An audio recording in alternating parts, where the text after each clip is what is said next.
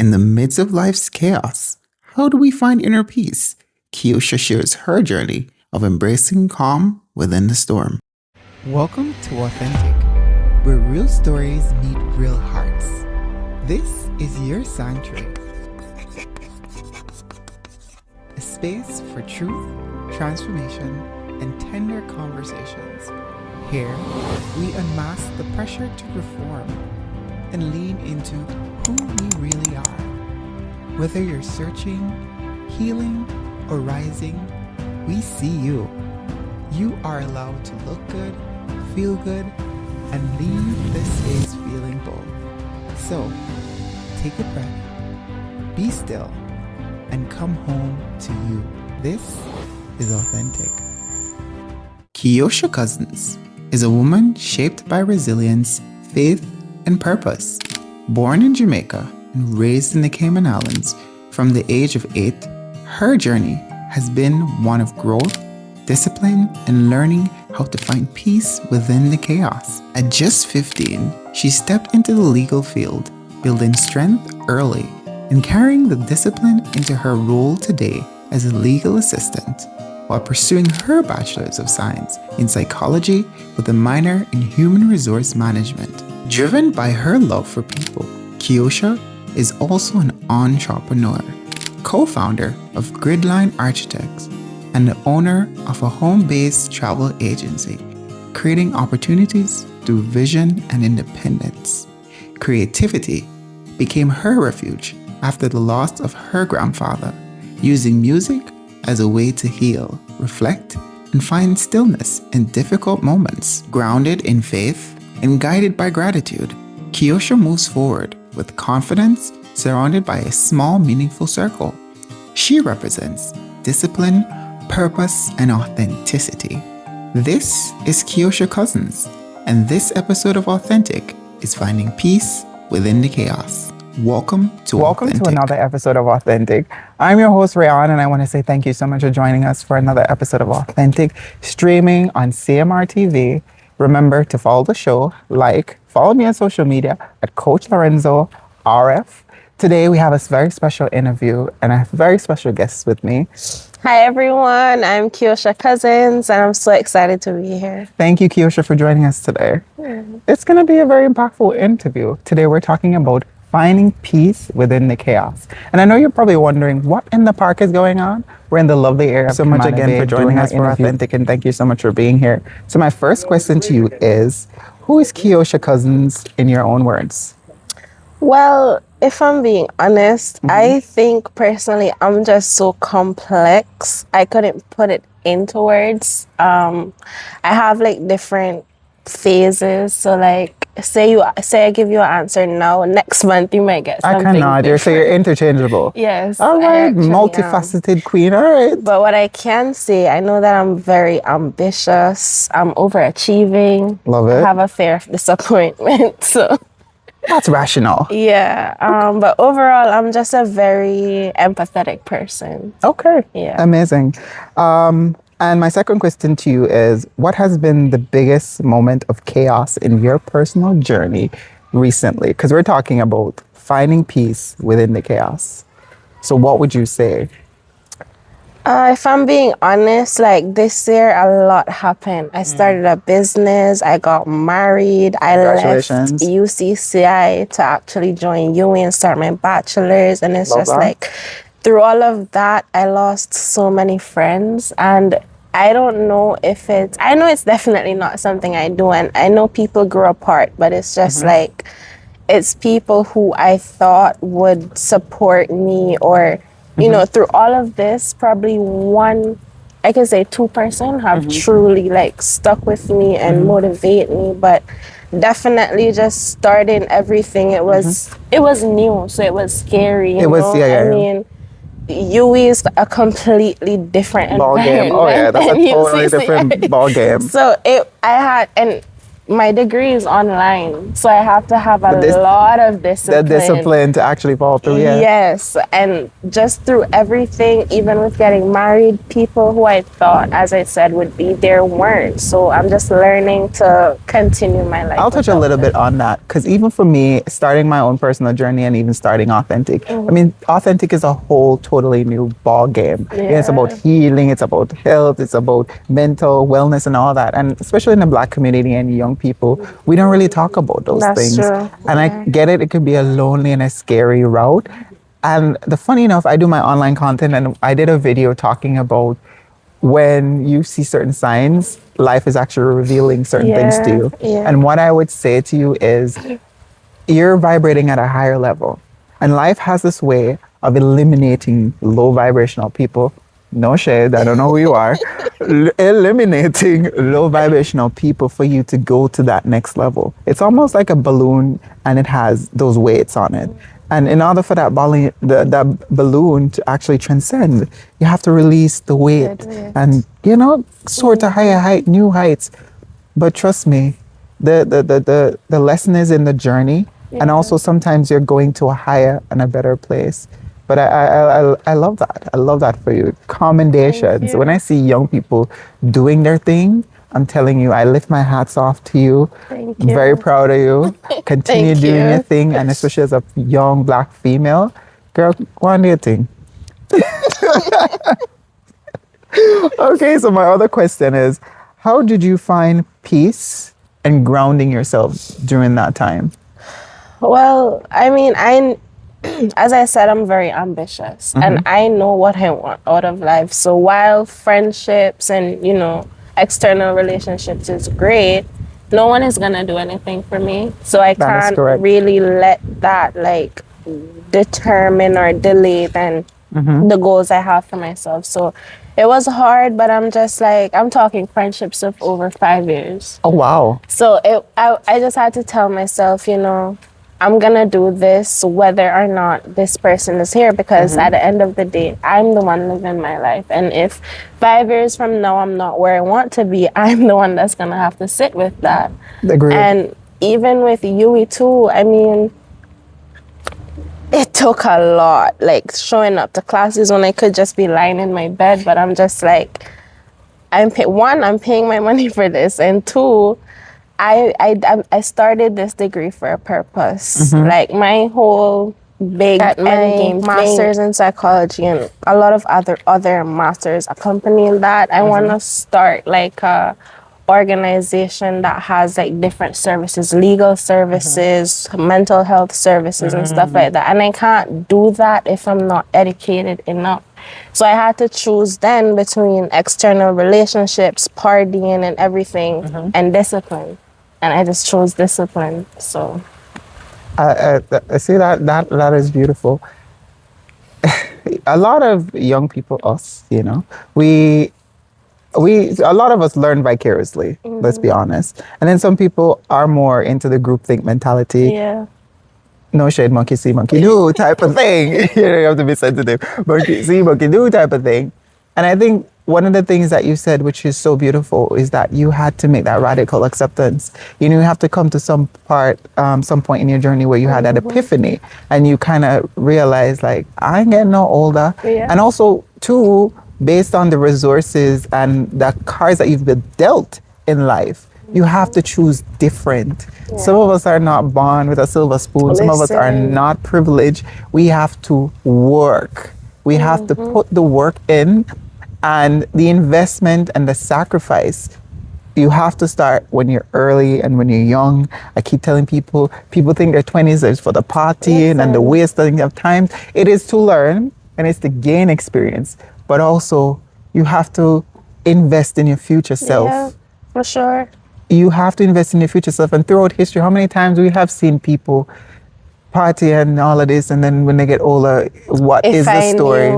What is the story? Listen, I rather be safe than sorry. Thank you. Thank you. I totally agree with you. And that's the reason, back to authentic, that's one of the things too, where it's like, I get it. Sometimes you have to like get out of bed. You have to find that courage to say, I'm doing this. Yeah. I'm doing this. You gotta invested, like for me, I invested resources, time, effort, went to go become a whole life coach, the whole certificate program, did all of that to get to this point where it's like, I have to keep doing this. And you have to not make it about the cheers and the applause. As you said, you lost people. Can't make it about the validation. You have to validate yourself and what you think is important. But you seem like you're on your way. And no, I have to commend you, especially young, Black, and especially in the Cayman Islands and Caymanian and doing your thing. I have to really say kudos to you. Thank you. Because there's not a lot of young people who choose this route. And when you do, I think we spend a lot of times bashing people and scrutinizing and judging people, but we don't spend enough time uplifting each other. And getting to know, like... Get to know the story. Below All right, so my other question to you is, what are some of the daily habits that you use to help to keep yourself centered? Okay, so I have a few, and I'm not gonna lie, I'm not consistent. So it's not every day. It's a process. Yeah, I'm getting there. Yeah. So if I get overwhelmed at work, or I'll stop, collect my thoughts. I'll write down what I'm feeling, whether it be good or bad. If I'm upset, I'll write down that I'm upset, whatever it is. And then I'll go back over that list, and I'm just like, what's causing me to feel this way? Just like a short reflection to then see if I could come up with especially at work, come up with a quick solution. Then when I get home that same day, I'll just see like how I can maybe make tomorrow better. And then something more, I would say that I definitely do every day, my notes app. That's my therapist. I will go in there and I just journal any intense emotion that I felt throughout the day, whether it was intense happiness or intense anger, whatever it was. I'll just write it down and just keep note of that. And it was actually a tip, because I was in therapy in the past. It was a tip she gave me. That way I could keep in control of my emotions, and rather than letting my emotions control you. Yeah. So I just started writing it down. That's a beautiful tip. I call that, because I do that for myself and I practice that, and I journal a lot as well. I call that identify or list the emotion. It's like a matching chart. You ever see that chart with like the smiley faces, and they ask you, how do you feel today? Happy to sad, like which emotion matches how you feel. And that's something that I do too. But that takes emotional intelligence. Yes. And they have this thing where, well, it's kind of true, where women tend to be a little bit more. But then again, society also creates a room where men are not allowed to show emotion and be emotional and be connected to themselves. But also, I feel like as a human being, one of your highest expression is to feel. And that's the reason why we have so much angry people in the world, because we're not allowed to express ourselves. And especially as men, we're not allowed to be emotional creatures. And, I never understood that whole social theory, because it's just like, you're telling me that a man should not be allowed to show his emotion. It's seen as weak. But then the psychology of it, like when it builds up and then he reaches his limit and it pours out onto you or something that he's doing, he's then seen as violent or can't control his emotions, or they don't look at why it's happening, they just look at the situation at hand. I think a lot of times we tend to be very problem based, and we don't really focus on the solutions. And that's something that I tell people, like, you have to be a solution based mindset. I'm more of, how do we fix it?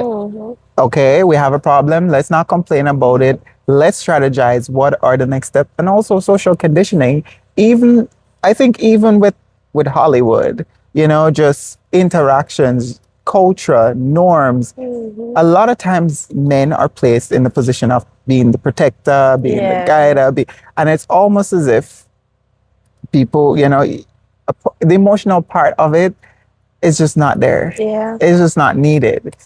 People tend to believe that being logical and emotional, they're two different things. It goes hand in hand.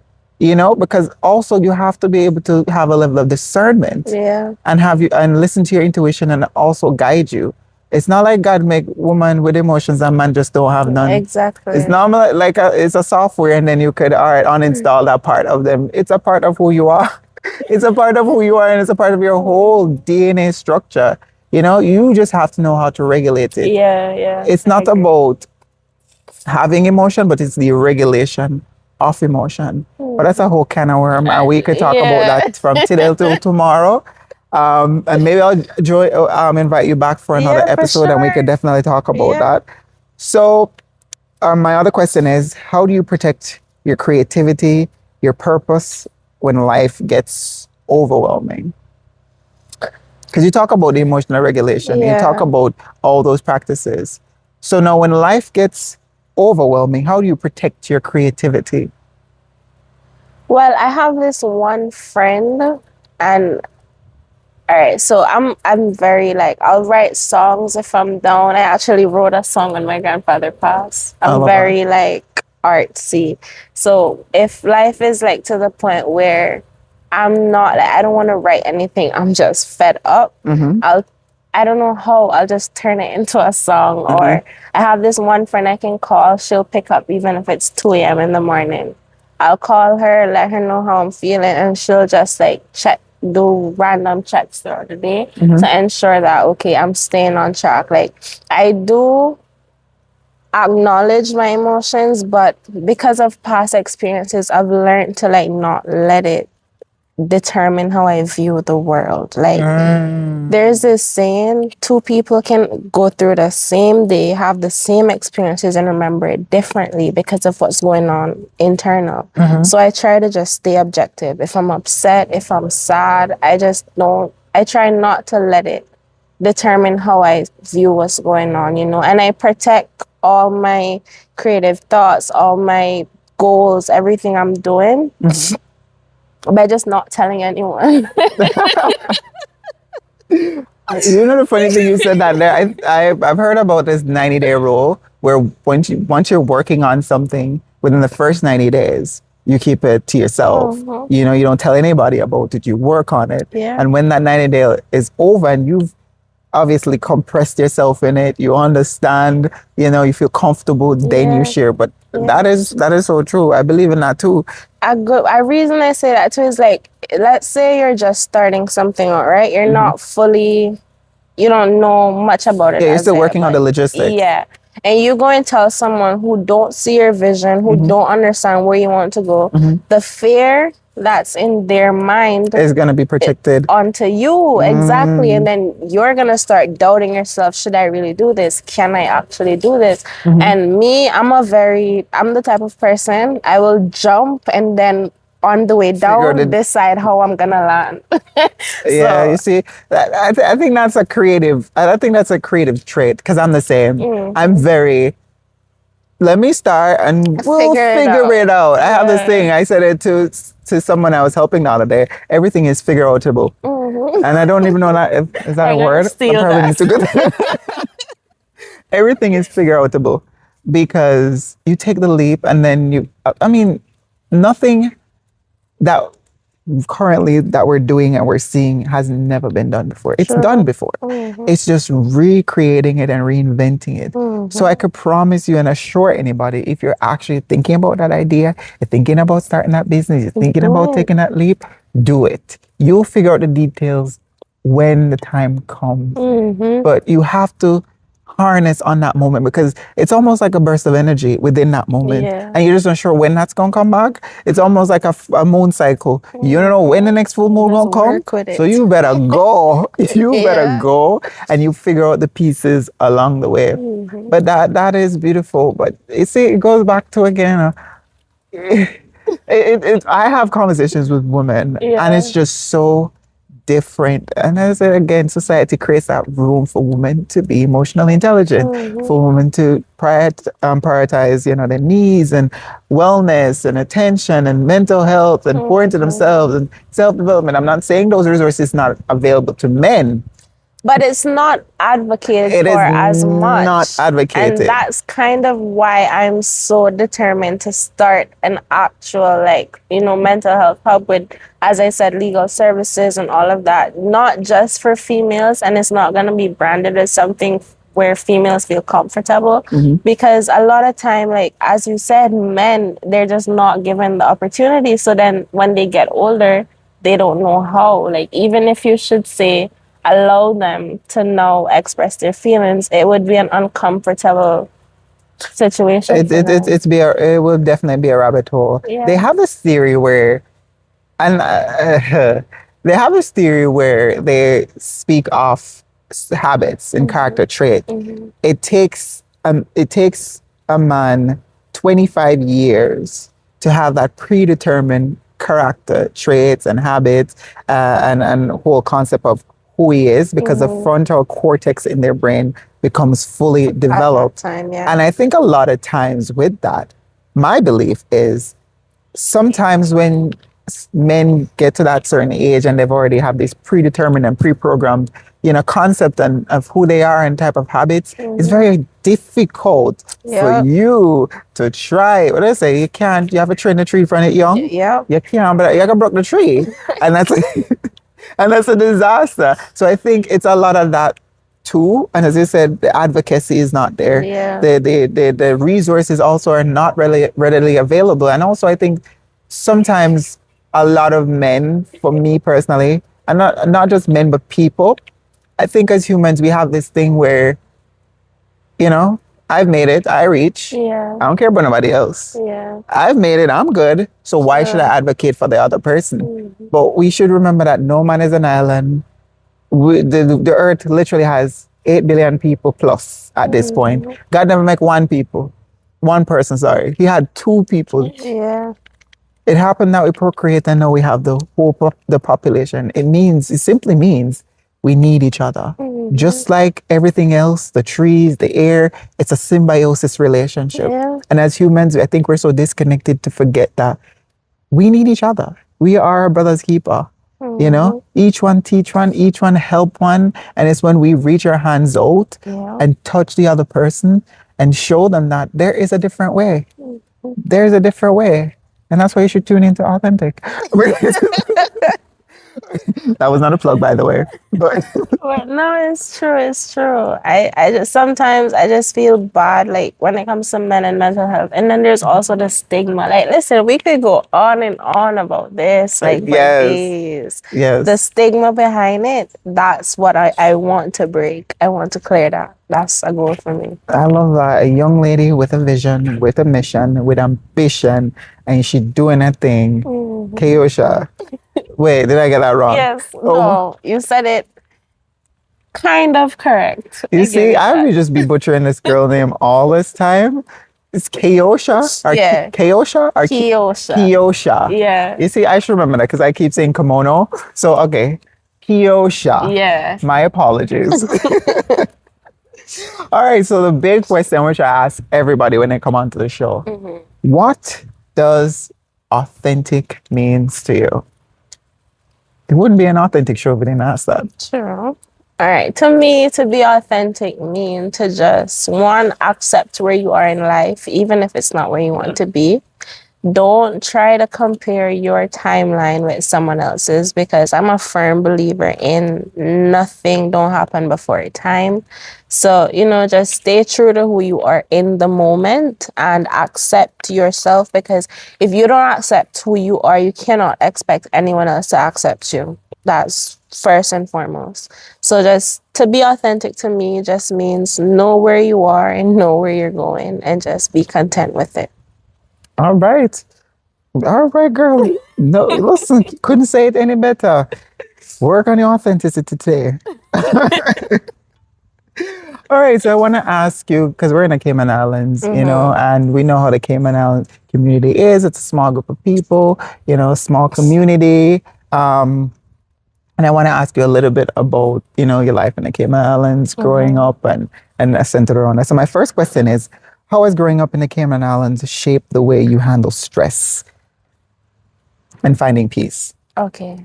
So I'm going to do the stress part first. Okay. So if I'm being honest, like growing up, I was the type of person, mommy, don't listen to this. If I'm crying or if something is wrong with me, you won't know. You will not know. I'll laugh. I'll just finish laughing with you, and then 30 minutes from now, I'm in my room crying, bawling out my eyes. And I just think it's because in Cayman, one, because it's so small, especially like if you're in high school or, just leaving that stage, you'll confide in someone. And then if it doesn't spread, then that person will start treating you differently, or, just stuff come from it. And then because Cayman is such a small community, like across the 3 islands, don't get me started on Bragg, when someone shows like signs of mental health issues or something like that, they're stigmatized. And like for me, I'm not diagnosed with anything. But if I was to like do an assessment or something, I would say, like, just going off a glint here, I think I have high functioning depression or something, because it's like I can function absolutely normal. You'll never know nothing is wrong with me. But just because of how I was raised in Cayman, to like just kind of keep that to myself, I just learned to like deal with my stress on my own. I never really felt comfortable going to anyone out of fear of them like sharing it with someone else, or, just treating me differently, because I've seen them do that to other people.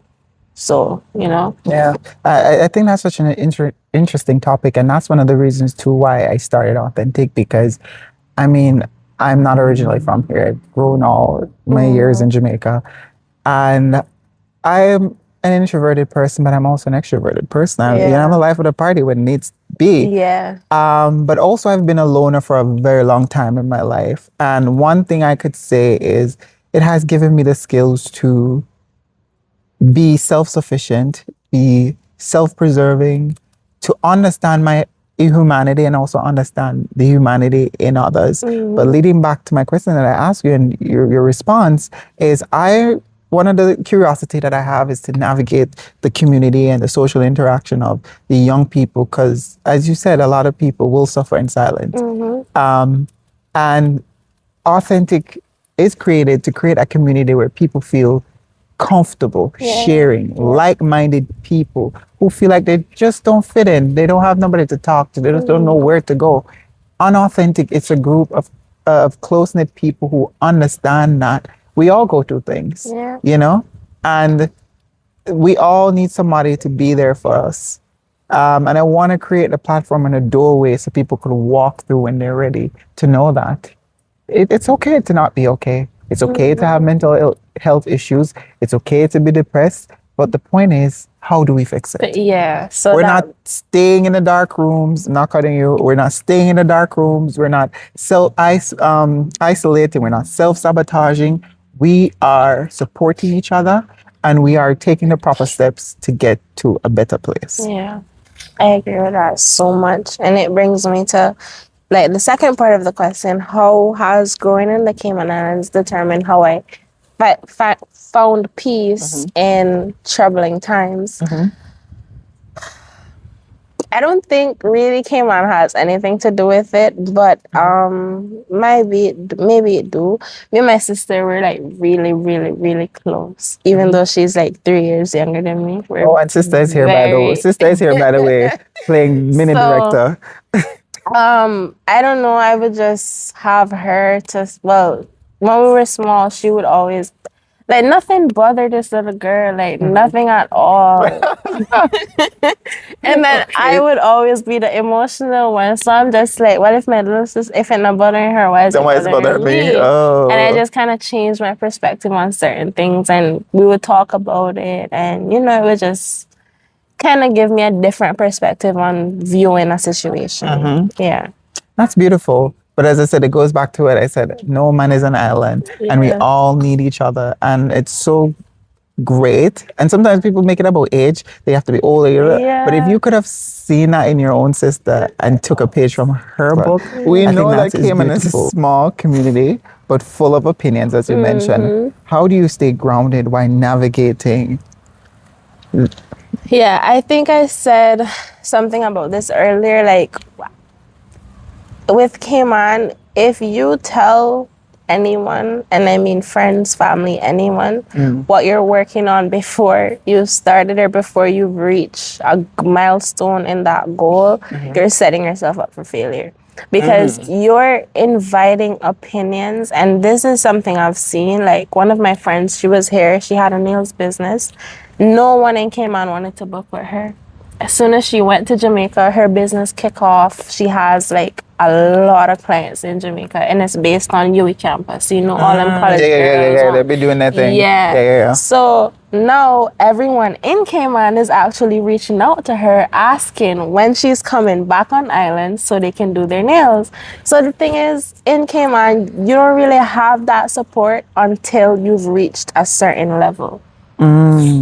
And it's something I've seen over and over again, not just with her. So it's just like, I've learned if I'm working on anything, my circle is very small, 3 persons, my sister, my husband, and that friend. Right there. So if anything, I just tell those 3, because I know if they're saying something is wrong with it, they're not like trying to push me away from the idea. Instead, they're saying how we can fix it to make it better. So I'll just tell them, but other from that, I'm keep my business to myself. Yeah, I can understand that in a close-knit community, you know. But one of the things, you know, with that, what I would say is, and I hate to say it, and I'm not just talking just here, we have a lot of broken people. Let's be honest. We do. You know, and my personal journey, you know, becoming this person talking about authenticity and growth and all these positive things. I was going to say I feel like, but I know I was such a self-focused person. Because as a young person, we tend to be me, what I want, and I am, you know, the prettiest and blah, blah. You feel so confident. You feel like, you know, you're the shizmanik, you know? But I think it is when I had that shift where the spotlight, you know, came off of me and it started to focus on other people. And that's when I saw that, oh, hey, you're just like me. You know, you're going through the same things. You feel the same way. We just don't talk about it. But it comes back to what I said. A lot of people sometimes project their fear onto you. And that comes from being in a close-knit, you know, area where everybody feels like the other person is judging them. So guess what? I'm going to judge you before you judge me. So it is. You summed that up so perfect. Like, I am going to judge you before you judge me. Because guess what? You ain't getting the best of me. And I think a lot of people feel that way, but they don't understand that that's not healthy. That is not productive. That don't make no sense. And it takes sometimes people to get to rock bottom, have that epiphany, to come back to the space where it's like, no, man, I need to live my life looking more better. And you know, I think some of them too, it happens to them unconscious because that's just the environment they grew up in. So it's like, that's what they're seeing. It's involuntary. Yeah. So I just feel for them, honestly. Exactly. But I have this thing where my friend would say something to me and, you know, it might be a negative connotation or something positive or whatever. And I'd be like, honestly, I get it. I understand. But the only thing I could pray is that they find the healing that they need. And that's you can only wish people well. Words have power. And the things that you put out there, you might be putting out there on someone else, but it has a way of cycling back to you. So for me, I don't believe in downing anybody, talking ill of anybody. I will speak truth and I will speak fact. Because, you know, you can't deny the facts. But besides that, you can only wish people well, you know, and hope they find the healing that they need. Namaste.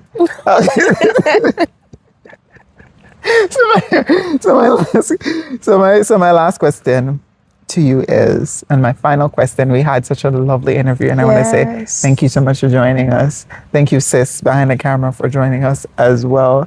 Very powerful, very impactful. You know, authentic is all about advocating for the people who cannot advocate for themselves, being the voice, the light, the beacon for people who don't know what's going on, but they want help. They don't know where help is coming from. That is what authentic is. And I'm creating the doorway, especially with impactful and young people who are on their move, like Keiosha.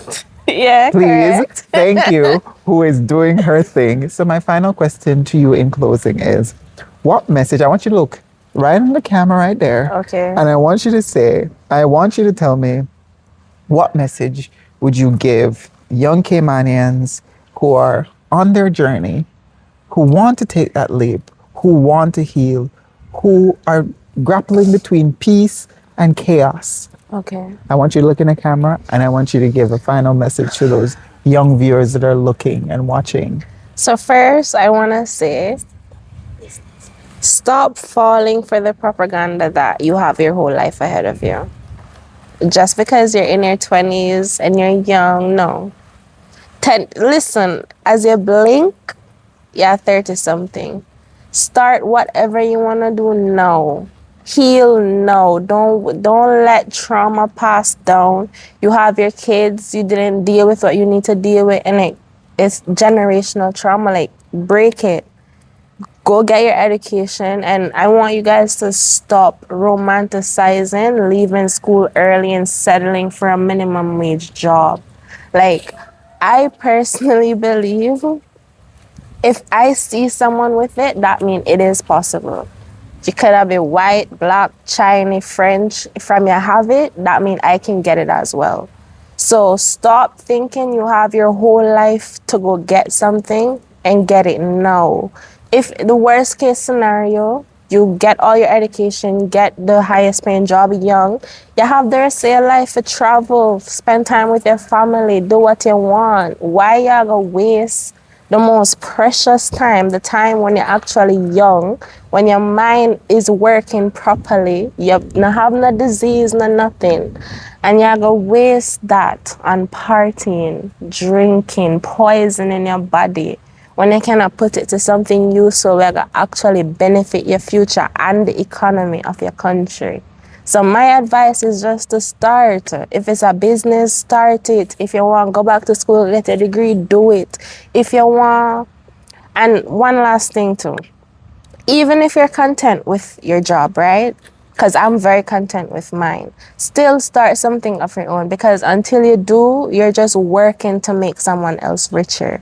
You'll never be in a job, you'll never be in employment and have time freedom. You're trading the most precious currency Your that time. you can never get back, and that is your time. So just think about that. That's it. Well said. Well said. And I'm going to add a little bit to that. Believe in yourself. Mm-hmm. Dream big. The sky's the limit. Don't let nobody tell you you can't do it. Mm-hmm. Figure it out. It's figure outable. Remember that. Figure outable. Right, that's so. Everything that you dream can be a possibility. And we've seen that. If man could take himself and go to the moon, talk truth. Whatever say, and see Elon Musk try to go to Mars right now. Listen. So believe in yourself, dream big, and create your own identity. I think a lot of us get caught up in the noise and we forget who we are. Mm-hmm. Figure out what authenticity means to you. Figure out who you are at your core. Love yourself. Stop romanticizing love. Focus on your education. Yes. Focus on your own self-personal development. And also, if you're going to be in a relationship, please judge a person by their character, not the words that they say, because words are so easy to say. Anyway, from one authentic lover to another, thank you so much again for joining us. Absolutely, and I would love to come back. Please, yes. please. And listen, we're manifesting, we're putting it out there in the universe. When girl get big and she get her bachelor's and she get her master's and the company start up and all of that, we're looking at our authentic partnership. Yes. to advocate for the young people. I want to say thank you guys so much again for joining us for another episode of Authentic, the show that we speak about love, authenticity, and healing. Remember to follow us on CMR TV, follow me on social media. Also, you could reach Keiosha. Yeah, so it's Vibing with Kay on Instagram and Facebook. And then my business page is Glow Getaway Co. All right, get your glow on. Go and follow her. Go and check out her stuff. Follow the show. Remember to be kind. Remember to be authentic. Remember to be a seeker of knowledge, because knowledge is power and healing is ongoing. Remember to love yourself. Remember to be kind. And thank you so much for joining us for another episode. Stay authentic.